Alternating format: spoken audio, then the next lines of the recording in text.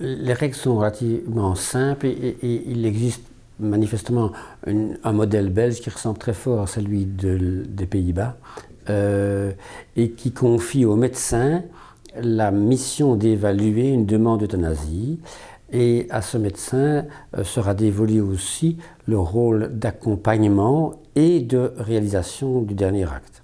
Donc c'est différent de ce qui se passe en Suisse ou dans plusieurs États américains où on parle là malheureusement de suicide assisté, ce qui n'est pour moi pas une bonne étiquette, mais qui confie au malade le soin de réaliser le dernier acte lui-même.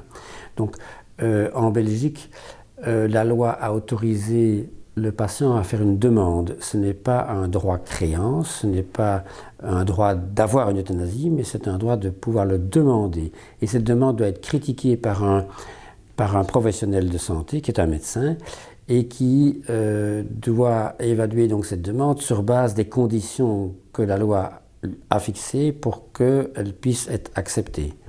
Et donc les conditions, il y a 3 conditions essentielles et qui font d'ailleurs l'objet de discussions actuellement en France, puisque la loi dit que le malade doit faire une demande parfaitement lucide, volontaire et sans pression extérieure. C'est une démarche qui lui est personnelle et qui doit émaner de quelqu'un qui est compétent, dit la loi. Donc ça écarte toutes les personnes qui sont atteintes de démence ou d'affections psychiatriques.